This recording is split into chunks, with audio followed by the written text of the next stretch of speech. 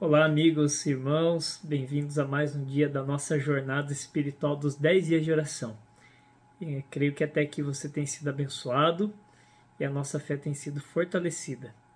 E hoje nós vamos para mais um tema do nosso estudo, na nossa apostila, na página 18.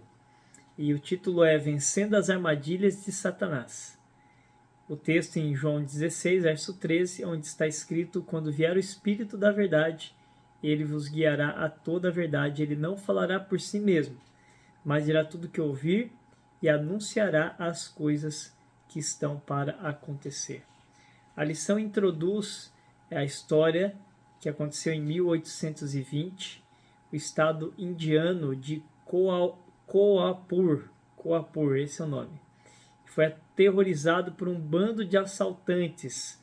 O governador tinha uma quantidade de recursos à sua disposição para prender aqueles assaltantes, aumentou o seu exército pessoal. Mesmo assim, o bando, diz a história, continuava assaltando e saqueando o interior do estado. Ninguém conseguiu prender o líder daquele grupo. Isso porque o líder era o próprio governador de Kolhapur. De dia, governador, e de noite ele era o próprio assaltante, é o próprio líder deste bando sanguinário. E essa história ela introduz a nossa lição, nosso tema, porque semelhantemente Satanás faz a mesma coisa. Satanás, por um lado, ele procura enganar as pessoas, mostrando uma face bondosa muitas vezes, uma face que não há perigo, procura, por um lado, agradar as pessoas naquilo que convém, mas por trás de caminhos que a Bíblia diz que aparentemente são caminhos bons, a Bíblia diz que ao final são caminhos que levam à ruína, à perdição e à destruição. Por isso que nós devemos estar atentos, e a lição de hoje, desse dia, fala sobre isso, estarmos atentos contra as ciladas do inimigo. Bom, você deve saber que Satanás dirige essas ciladas a todos, principalmente aos que estão procurando andar no caminho certo, se aproximar de Deus e fazer a sua vontade. Em Apocalipse 12, 17, nós encontramos na palavra de Deus um texto muito esclarecedor, onde diz assim: irou-se o dragão contra a mulher, irou-se Satanás contra a igreja, e foi pelejar com o restante da sua descendência, os que guardam os mandamentos de Deus e a fé em Jesus. Satanás quer destruir a todos, mas principalmente aqueles que estão seguindo o caminho de Deus e colaborando na obra da pregação do Evangelho, em espalhar as verdades da palavra de Deus. Por isso o texto que nós lemos a princípio: o Espírito Santo vos guiará a toda a verdade. E é justamente isso que Satanás não quer, que as pessoas conheçam a verdade, conheçam a palavra e sejam libertas do engano. Aqui uma orientação: para nós não cairmos no engano, nós não precisamos conhecer o engano, basta conhecermos a verdade, basta conhecermos o caminho certo. Conta-se uma história que em um determinado banco, para que os funcionários fossem antigamente treinados para reconhecer as notas que eram falsas, bastava que eles manuseassem por muito tempo as notas verdadeiras, que quando eles pegassem uma nota falsa na mão, eles saberiam a diferença da nota falsa para a nota verdadeira, ou da nota verdadeira para a nota falsa. Assim, para conhecermos os enganos do inimigo, não precisamos entrar no território dele, estudar doutrinas que não são doutrinas puras da palavra de Deus. Basta nós conhecermos a Bíblia, a verdade, e manusearmos bem a palavra de Deus, estarmos atentos e com a verdade escondida no nosso coração. Se assim fizermos, estaremos protegidos contra os enganos do inimigo. Satanás dirige esses enganos principalmente aos que estão andando no caminho certo. Tem você enfrentado lutas, provas? Tem você tentado se aproximar de Deus, mas encontrado desafios? Saiba que você está no caminho certo. O inimigo não quer que você ande nesse caminho, não quer que você ande na luz e não quer que você entregue a sua vida a Jesus. Portanto, persevere. A mensagem de hoje é para você que está se libertando dos enganos, das garras de Satanás, para que você possa se firmar no caminho da verdade, da palavra de Deus, que é o caminho da salvação. Quais são os enganos que Satanás tem dirigido hoje? A nossa lição traz aqui na página 18, aqui quase no parágrafo final, crenças venenosas. E aqui um texto que está no livro A Igreja Remanescente, página 57 e 58, que diz assim, e no livro Evangelismo, página 418.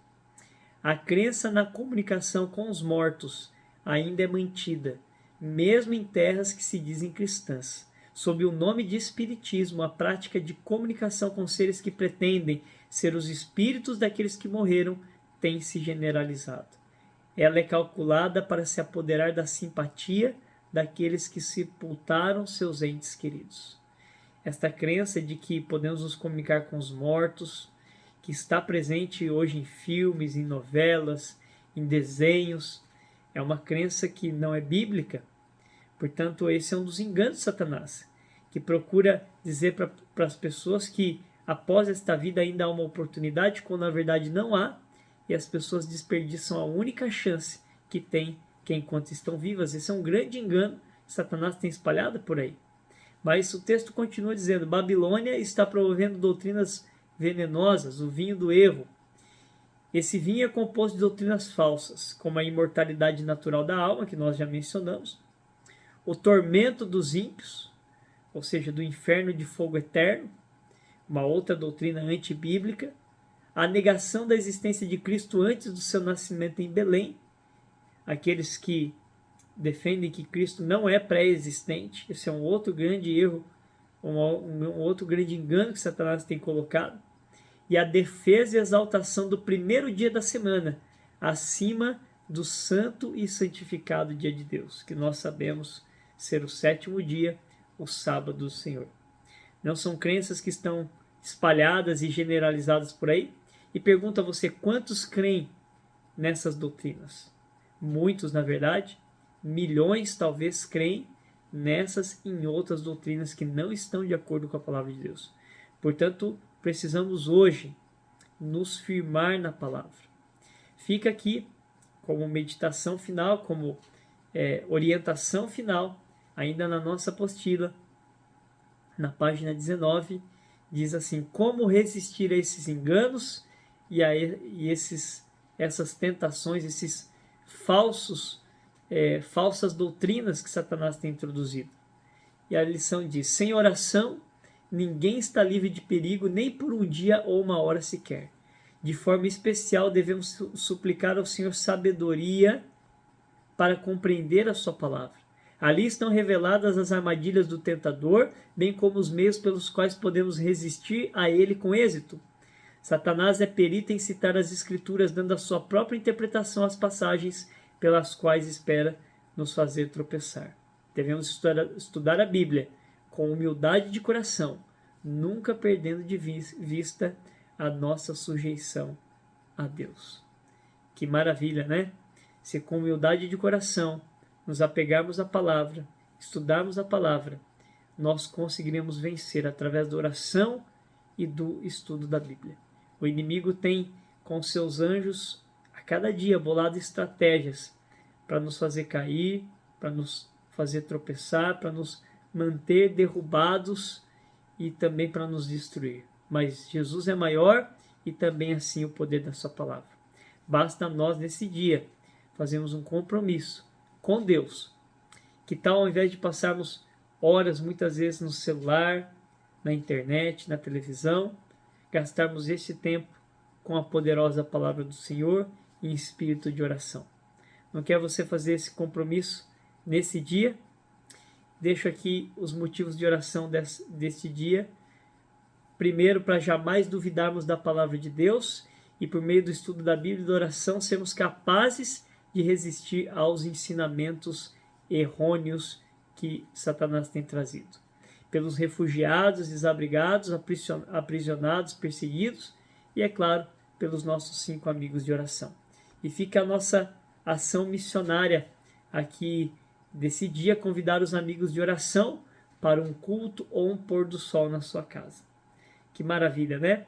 Que possamos aproximar mais e mais dos nossos amigos e levar para eles essa palavra da verdade, esta palavra de salvação. Quero orar com você para que Deus te abençoe nesse dia e para que Deus dirija a sua vida e te livre dos enganos de Satanás. Vamos orar?